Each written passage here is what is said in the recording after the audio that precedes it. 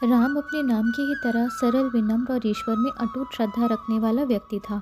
राम का मानना था, अगर आप ईश्वर में सच में श्रद्धा रखते हो तो ईश्वर आपको हर जगह मिलेंगे। उनसे मिलने के लिए आपको मंदिरों, मस्जिदों, गिरजाघरों या गुरुद्वारों में जाने की ज़रूरत नहीं है। विनोद, जो गांव के पुजारी का बेटा था, राम की बातों का सिरे से खंडन करता था और लोगों को राम के खिलाफ भड़काता था। गांव के लगभग सारे लोग खेती पर ही निर्भर थे। एक साल से गांव में बारिश नहीं हुई थी। कुएं, नदियाँ, तालाब सब सूखने लगे थे। लोगों के पास रोज़मर्रा के कामों के लिए भी पानी नहीं बचा था। खेती कहाँ से होती। सारा गांव परेशान था। लोग गांव छोड़ने को विवश थे। राम दिन रात ईश्वर से प्रार्थना करता और कहता, जो हमारे लिए बेहतर हो वो कीजिए। सारे लोग बारिश के लिए गांव के मंदिर में पूजा हवन करवा रहे थे और हर प्रार्थना में बारिश मांग रहे थे।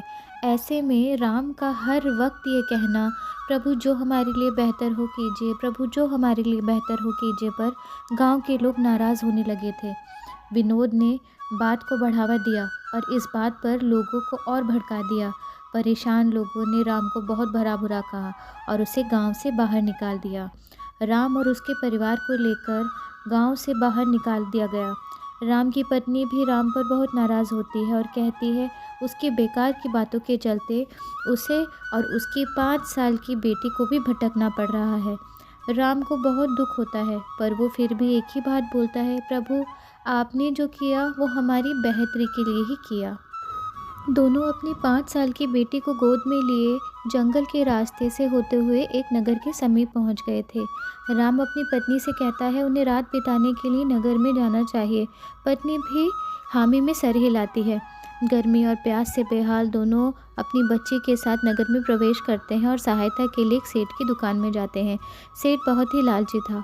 वो राम की हालत से ही समझ जाता है कि उनके पास कुछ भी खरीदने के लिए धन नहीं है, तो उन्हें अपनी दुकान से बाहर निकाल देता है। इसी तरह एक दुकान से दूसरी दुकान और कई घरों से भी उन्हें निकाल दिया जाता है। राम फिर वही कहता है, प्रभु आपने जो किया बेहतरी के लिए किया होगा। ऐसे करते करते राम को लगभग सभी भगा देते हैं। अब राम अपने परिवार के साथ नगर की अंतिम छोर पर पहुंच जाता है, जहां एक सेठ की बड़ी कोठी थी।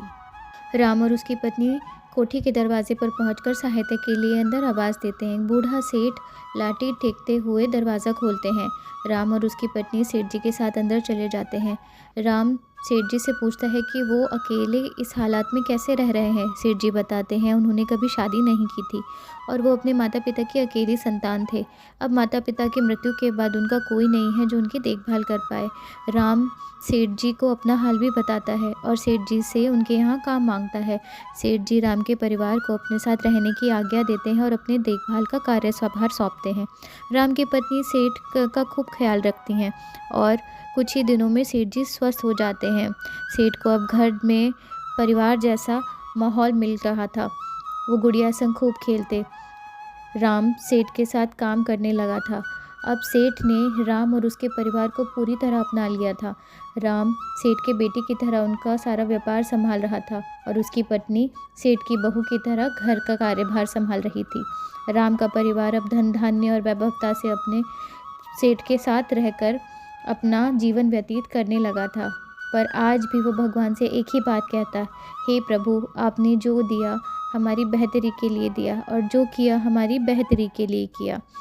राम जो गांव में गरीबी में जीवन व्यतीत कर रहा था, उसके पास आज संसार का सारा ऐश्वर्य था, क्योंकि उसने हर हालात में अपनी श्रद्धा बनाए रखी और आगे बढ़ता रहा।